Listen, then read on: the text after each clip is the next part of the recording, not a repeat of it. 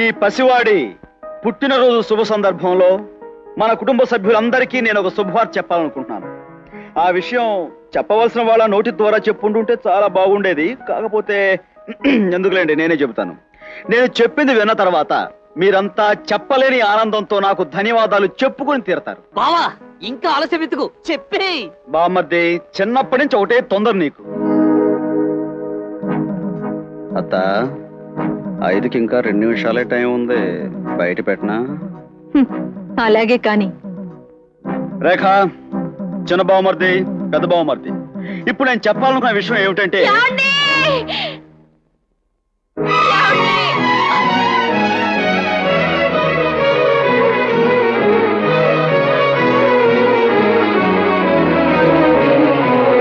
మీ బాధదాసిని.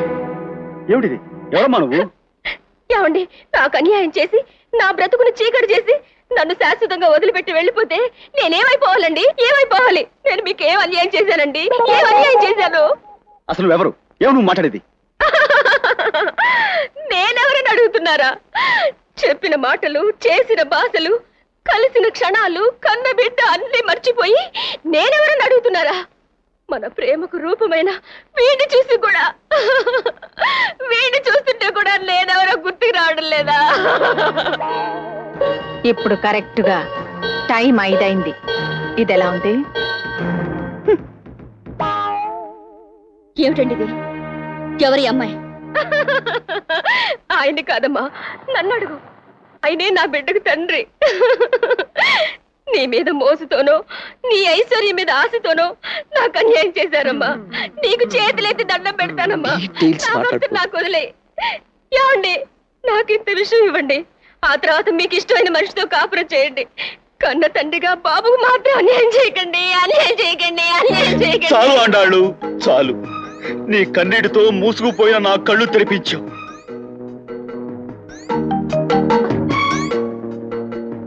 ఇక నేను విడిచిపెట్టను, నిన్ను విడిచిపెట్టను ఆండాళ్ళు.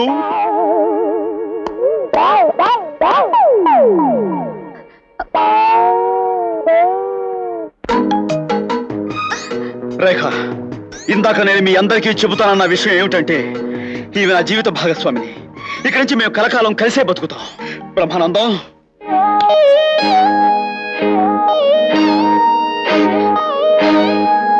ఆండాళ్ళు, ఇప్పటికే ఆలస్యం చేశాను. ఇంకా ఆలస్యం చేసి నీకు అన్యాయం చేయలేను. అందరి సమక్షంలో నీకు తాళి కట్టేస్తాను. ఈ తాళి కట్టి నాదాన్ని చేసుకుంటాను. సారీ.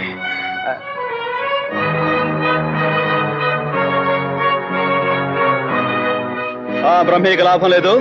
మాంగళ్యం తంతునానేనా మంత్రం చదువు. మాంగళ్యం తంతునానేనా మమ జీవన హేతునా కంటే భద్రామి శుభగే జీవ శరదాం శతం. ఇది ఘోరం, అన్యాయం. ఇది నేను ప్రేమించి పెళ్లి చేసుకోబోయే పిల్ల. నీకు చెల్లెల్లాంటిది బావా. మరి తను నా భార్య, ఆ బిడ్డ నా కొడుకు. అర్థం కావటం లేదు. ఏమే, ఎందుకే విధవేశాలు? త్వరలో నీ మెళ్ళో తాళి కడతానన్నాను కదే, ఏమిటే ఈ నాటకం? అరగంట నాటకం ఆడితే 10,000 ఇస్తామని వీళ్ళిద్దరూ అన్నారు. అందుకనే మా నాన్న పంపాడు. ఇది మీ ఇల్లని నాకేం తెలుసు?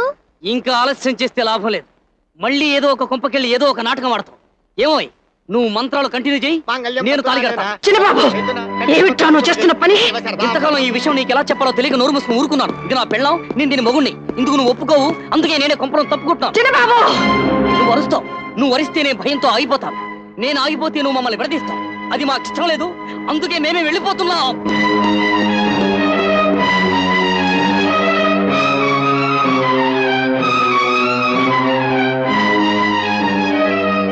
బాబాయ్, బొంగరం బాబాయ్, కిరాయికి ఆడపిల్లని తెప్పించి నాటకం ఆడించావు. దేనికి? నా కూతురు కాపురం సవ్యంగా ఉండడం కోసం, నువ్వు తెచ్చిన పిల్లవాడు ఎవరని తెలుసుకోవడం కోసం ఈ పని చేశాం. అడుగు రేఖ, నీ మొగుడిని నిలదీసి అడుగు. మావయ్య నా శ్రేయస్ కోరి ఆ పసివాడి విషయం తెలుసుకోమని చెప్పినా మీ మీదున్న నమ్మకంతో నిజం మీరే చెప్తారని ఎదురు చూశాను. కాన రహస్యాన్ని ఎందుకు దాస్తున్నారు? ఇప్పటికైనా చెప్పండి, ఆ కుర్రాడెవరు? వాడికి మీకున్న సంబంధం ఏమిటి? చెప్పండి. మా మావయ్యకి మనవడు అవుతాడు. మావయ్యకి మనవడు, తాతయ్యకి తమ్ముడు, ఈ కాశీ మజిలీ కథలు మాకు వద్దండి. ఆ కుర్రాడికి మీకు ఉన్న సంబంధం ఏమిటి? కరెక్ట్ డీటెయిల్స్ కావాలి, అవి చెప్పండి. అది చెప్పు, ఆ కుర్రాడు తల్లి ఎవరు? దానికి నీకు ఏమిటి సంబంధం? ఇంతమంది నిలదీసి అడిగినా మీరు నిజం చెప్పడం లేదంటే ఆ కుర్రాడు మీకు అక్రమ సంతానమే. అవును, ఏ సంబంధం లేకపోతే వాడిని ఆ ముసలాయిని తీసుకొచ్చి ఇంట్లో ఎందుకు పెడతారు? ఖచ్చితంగా ఆ కుర్రాడు తల్లికి మీకు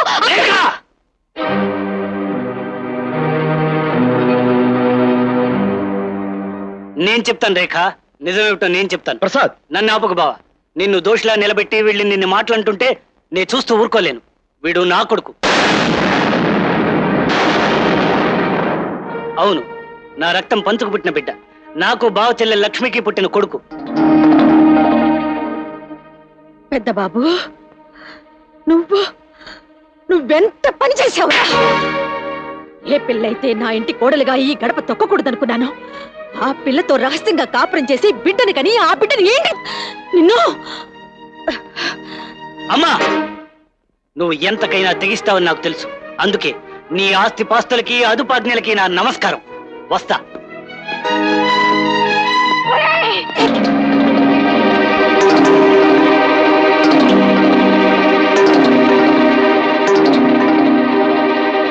అరవే అయిపోయావే, ఇంకా బాగారు.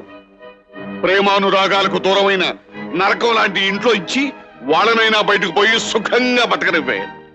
ఆనాడు నీ పొగరుతో, నీ అహంకారంతో కట్టుకున్న భర్తను నన్ను బయటకు పోయేటట్టు చేశావు.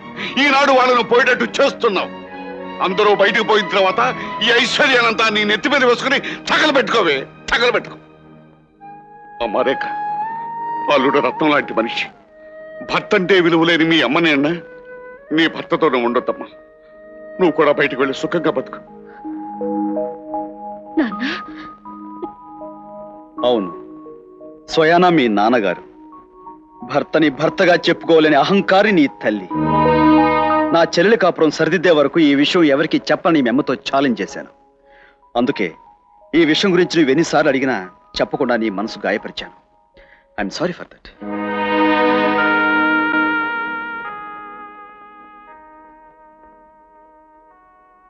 అమ్మా, నీ కడుపును పుట్టినందుకు గర్వించాలో లేక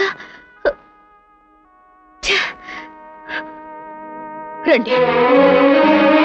మీరే నా బందికానాలో ఖైదీ అయితే జైల్లో నేనెందుకు ఫీల్ అవ్వాలి? నేను ఖైదీనా? అవును, మీరే నా ఖైదీ. I love you, darling.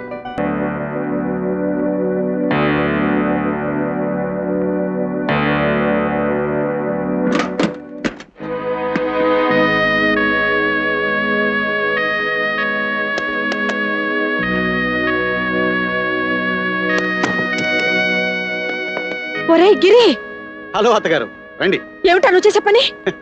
నీ భాషలో ఏమంటారో నాకు తెలియదు కానీ నా భాషలో దీన్ని దీపం ఉండగానే ఇల్లు చక్కబెట్టుకోవడం అంటారు. ఇన్నాళ్ళు ఇనబీరువాలో ఉక్కిరి బిక్కిరి అవుతున్న సంపద విడుదల కోరుకుంటుంది అత్తయ్య. అయినా ఈ డబ్బు నగలు నువ్వేం చేసుకుంటావు? సింగారించుకుని మురిసిపోదామంటే పాపం మొగుడు వదిలేసిన మోడువి. ఏమిట్రా కన్ను మిన్ను తెలియకుండా ఇష్టం వచ్చినట్టు వాగుతున్నావు? ఇది నా వాగుడు కాదత్త, మన కల్చర్ అలా మాట్లాడిస్తుంది. ఇంకా నయం, నీ అల్లుణ్ణి గనక ఏమీ అనలేకపోయాను. ఇదే ఇంకో మగాడైతే మంచి కస్సు మీద ఉన్నావు, లేచిపోదామా అని అడిగేవాడు. ఒరేయ్, నిన్ను చంపేస్తాను. ఏయ్, వదులు. వదలమంటుంటే ఎన్నాళ్ళు అత్తే కరెక్ట్ అన్నాను, ఈ రోజు మాత్రం నేనే కరెక్ట్. ఆగు, కదిలా ఉంటే చంపేస్తాను. చంపడమా? నువ్వా? వస్తానత్త.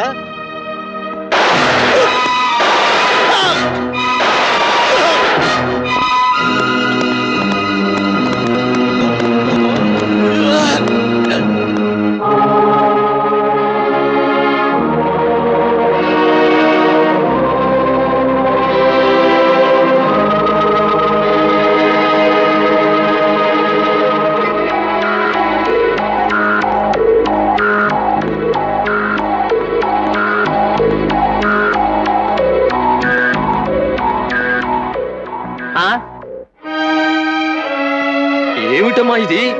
ఏమిటి ఘోరం చల్లాయ్? అన్నయ్య, వాడిని ఇంతకాలం ఏమనుకున్నాం కానీ వాడుటి ద్రోహి. నా బెడ్రూమ్ లోకి వచ్చి అమానుషంగా ప్రవర్తించబోతే ఆవేశంలో ఆవేశంలో నేను వాడిని కాల్ చేశాను. అయ్యయ్యో ఎంత ఘోరం జరిగిపోయిందమ్మా. సరే ఈ నేరాన్ని ఎలా మాఫీ చేయాలో నేను చూసుకుంటాను, నువ్వేం కంగారు పడుకో. కనకరావు అలా పట్టు, ముందు అర్జెంటుగా ఈ శవాన్ని పెరట్లో పాతేద్దాం.